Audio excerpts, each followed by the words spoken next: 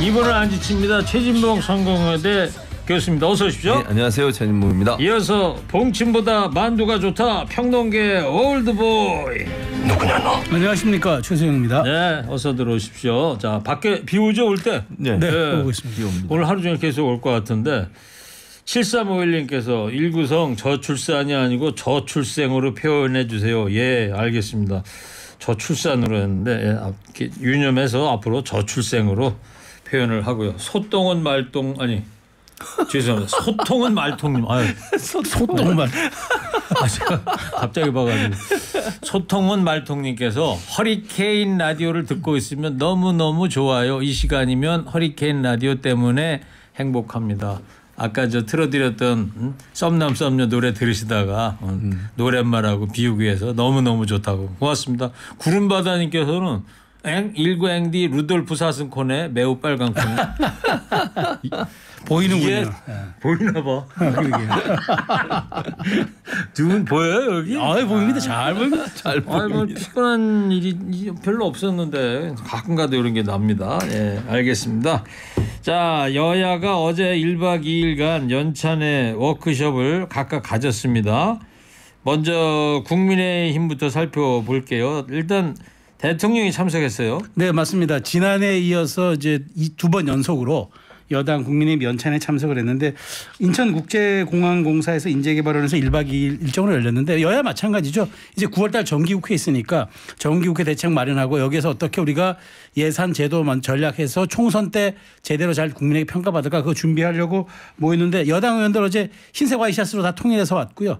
주요 강요들도 참석해서 더 자리에 힘을 보탰습니다. 저도 어제 밤 뉴스 통해서 네. 봤는데 주요 발언도 대통령 발언 정리해 볼까요? 네. 역시 정당 역시 그러니까 이제 이게 정당 행사라서 그런지 좀 약간 솔직한 속내를 좀 털어놓은 것들이 몇 개 눈에 띄더라고요. 그러니까 지난 대선 때 우리가 힘을 합쳐가지고 국정운영권 가져오지 않았더라면 이 나라가 진짜 어떻게 됐겠냐 이런 아찔한 생각이 든다 이런 말씀도 하면서 그다음에 기업이 망하기 전에 기업을 뜯어보면 껍데기는 아주 화려한데 막상 인수해보면 그 안이 형편없다. 그러니까 역시 내실이 있는 쪽으로 해야 한다. 이렇게 하면서 전직 정부, 전임 정부를 슬쩍 비판을 했고 또 후쿠시마 지금 오염수 방류와 관련해서도 1 더하기 1을 100이라고 하는 사람들 우리가 이런 세력들하고 싸울 수밖에 없다 하면서 이제 야당을 또 겨냥하기도 했습니다. 그리고 마지막으로 또 새는 좌우의 날개로 나는 게 맞다. 그렇지만 협치하는데 날아가는 방향에 대해서도 엉뚱하게 뒤로 가려고 하면 그럼 그게 날아가겠느냐 안 된다 이러면서도 그 협치에 대해서 왜 안 되는지에 대한 것도 애둘러 얘기를 했습니다. 네, 또 주먹을 불끈 쥐면서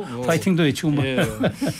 대통령 중에 그런 분은 참 찾아보기가 좀 어려운 상황인데 발언 수위가 상당히 셉니다. 대통령 발언 두 분 어떻게 생각하는지 어떤 분 먼저 해석을 해볼까요? 저부터 하라고요? 네, 남 탓이죠, 남 탓. 전부 남 탓이에요. 지금 보세요. 전 정부 탓했잖아요. 뭐 지금 뭐 정부를 운영하는 데서 어려움이 많으니까 그런지 모르겠는데 민주당 정부, 그러니까 문재인 정부 때 여러 가지 문제가 있었다 이걸 얘기하는 거죠. 근데 본인 입으로 뭐라 그랬습니까? 본인 입으로 이제 전 정부 탓하지 말라고 그랬어요. 장관들한테 그렇게 얘기했잖아요. 지금 임기가 시작한 지 1년 3개월이 지났는데 아직도 전 정부 탓을 합니다. 그래서 일부에서는 전 정권이나 전 정부라는 사람이 있는 줄 알아요. 전 정부, 전 정권 얘기 마시니까 그만하세요. 이제 그만. 이게 지금 1년 3개월이 지난 정부가 아직도 문제 있으면 전 정부 탓이다 이런 얘기하는 거 도저히 이해가 안 되고요. 그다음에 더 언론도 지금 전부 야당 지지 세력이 잡고 있대요. 언론이 지금 그렇습니까? 아니 저는요 이게 지금 제가 이 얘기하면 채널A, TV조선, JTBC 그다음에 뭐 신문사들 뭐 지금 야당이 잡고 있어요 거기?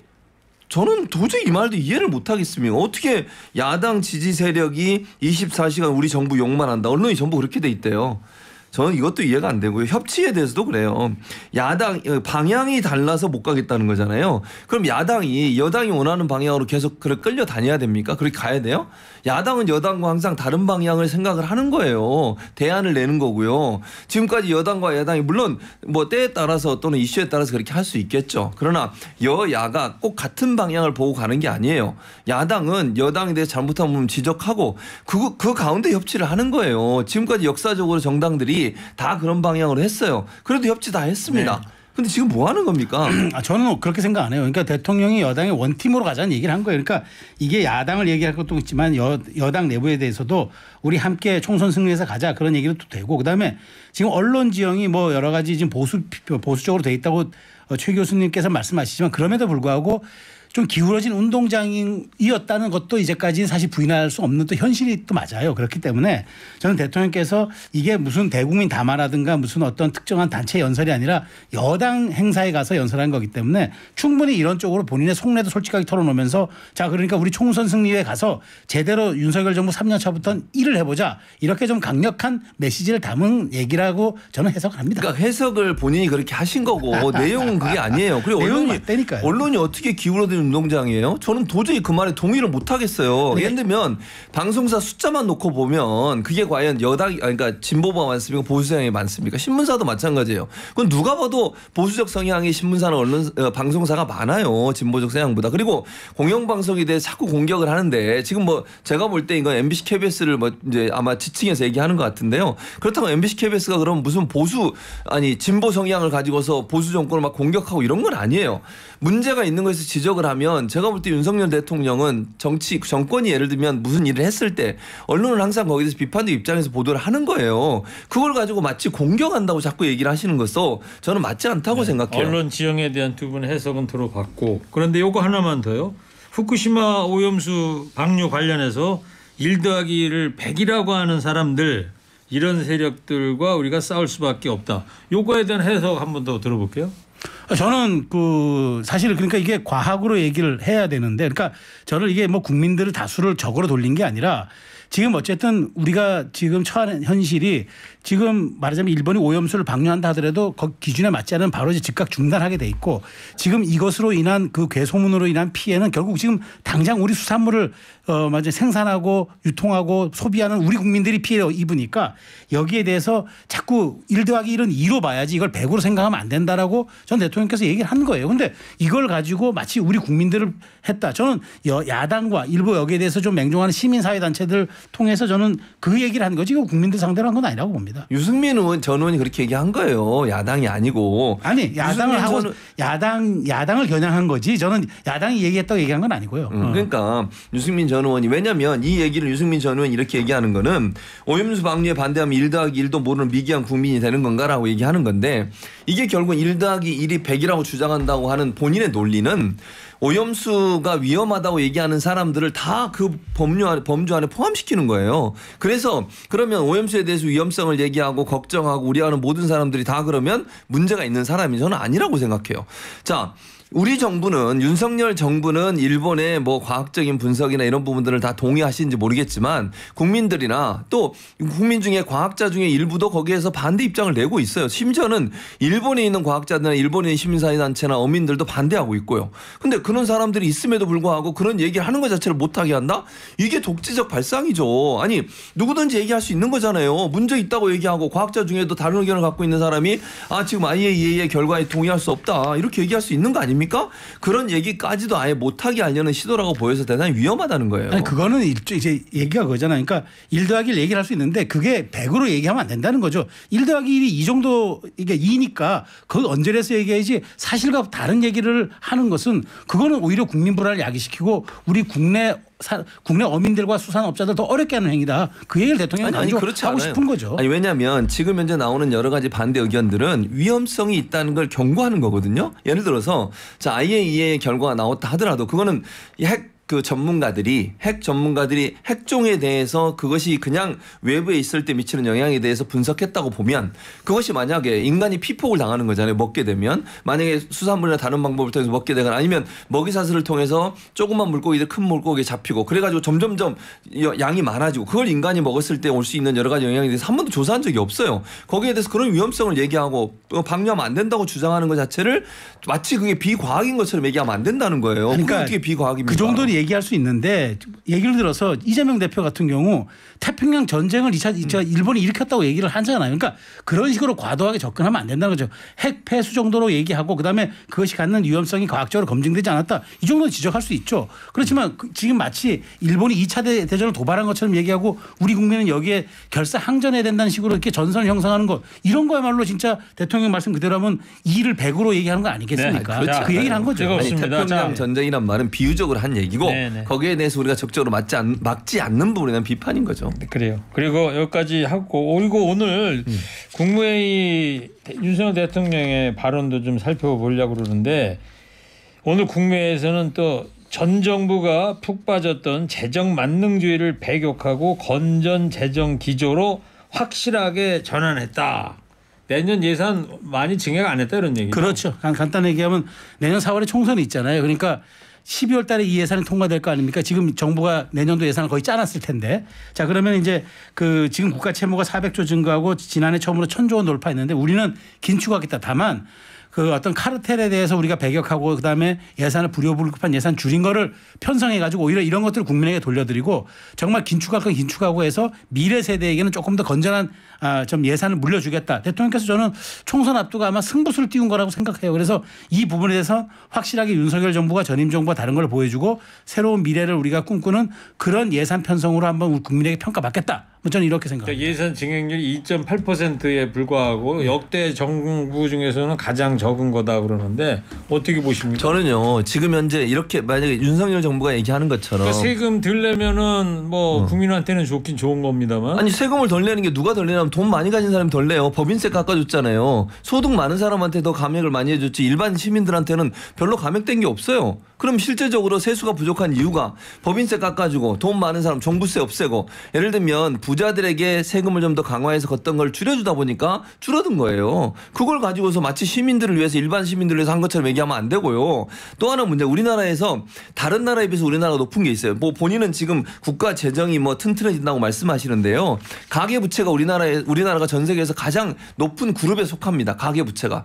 이러다가 국민들 정말 가계부채 문제가 돼가지고 은행에서 문제가 발생해 보세요. 국가 재정이 흔들려요. 그러면 그때는 그걸 생각을 해야지. 지금 당장 예를 들면 예산을 적게 편성하는 게 필요할 수도 있겠죠. 그러나 지금은 경기 부양을 해서 어쨌든 경제가 돌아가게 만들어요. 자영업자들도 죽을 마시고 지금 일반인들이 대출해 놓은 거 이자 올라가지고 그 사람들 갚는데 엄청나게 힘들어하고 있습니다. 지금 그분들에게 뭔가 경제가 제대로 내수가 활성화돼서 경제적인 어떤 수익을 좀 더 증가시킬 수 있는 방안들이나 노력도 해야 된다고 저는 봐요. 네. 그런 부분에서 전혀 하지 않는 부분은 저는 이게 나중에 폭탄이 될 수 있다. 지금 당장은 문제가 안 될 수 있어도 그런 점들을 좀 고려했으면 좋겠습니다. 네. 자, 티라노사우루스님이 최진봉 과장님 최고라고 학과장 되신 걸 축하해 주고 계신데요. 아지어미님께서는 최씨 아저씨 참 애쓰십니다. 두 분 다 최씨 아저씨고 3명 다. 저까지.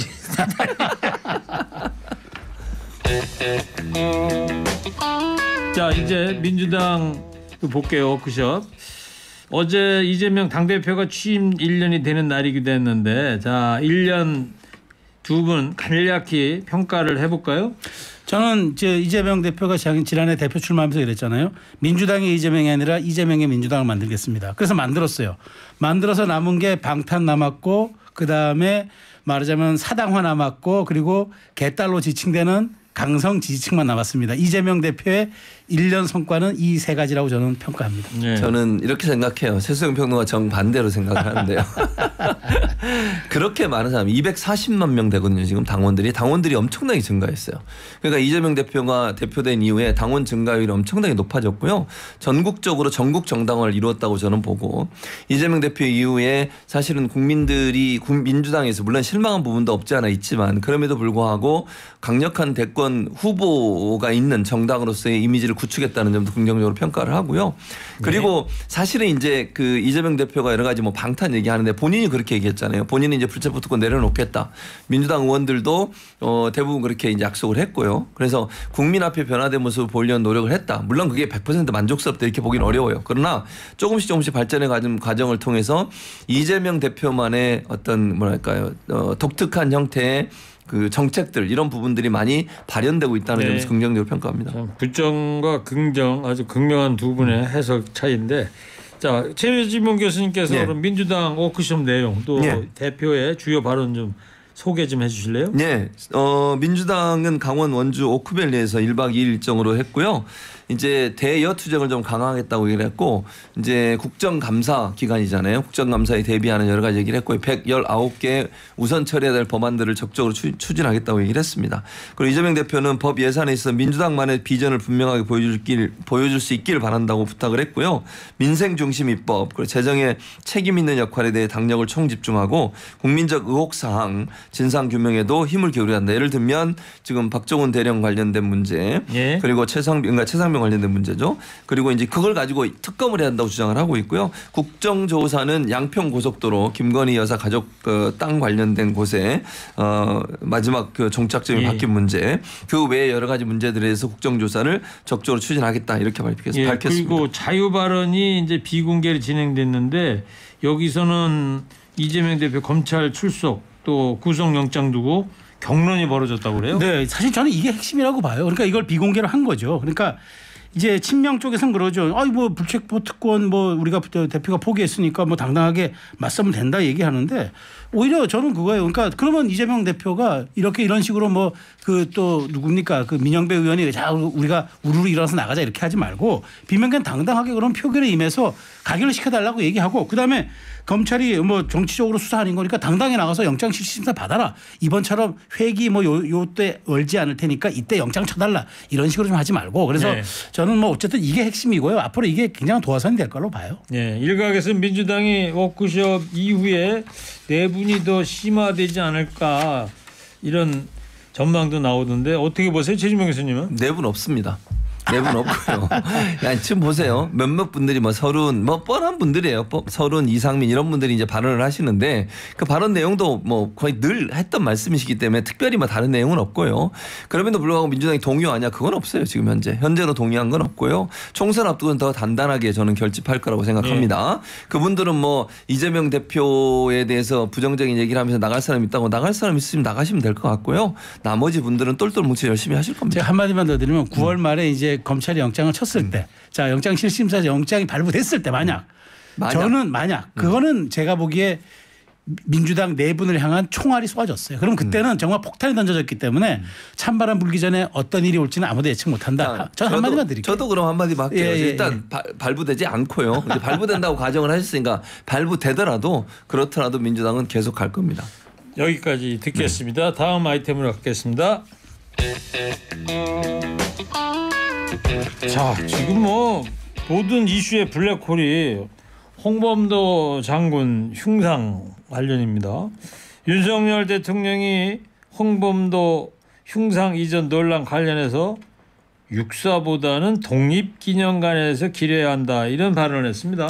네, 뭐 지금 일부 보도에 따르면 이제 그런 말씀하셨다는데, 그러니까 홍범도 장군은 이제 무장 항일 투쟁을 이끌었던 그런 분이기 때문에 그 공로는 당연히 인정해야 하지만, 그러나 지금 이제 말하자면 군의 핵심적인 요원들을 그러니까 엘리트 장교들을 양성시키는 육사보다는 독립기념관 같은 곳에서 기리는 게 오히려 그분을 더 추모하고 숭상하는 게 더 말하자면 취지에 맞지 않느냐라는 식의 이제 발언을 했다고 전해지고 있어요. 그런데 대통령께서 정확히 이 말씀하셨는지 모르지만 어쨌든 근데 대통령께서 이제 이렇게 만일 정리를 하셨다 그러면은 국방부라든가 지금 추진하고 있는 이런 기관들에서 이 부분에 대한 논란은 좀 더 가속화될 거라고 저는 전망합니다. 네, 자 지금 갑자기 흉상 이전이 전국적인 이슈가 되고 있는데 여권 내부에서도 이거 너무 과유불급 아니냐 이런 비판도 나오고 그러는데.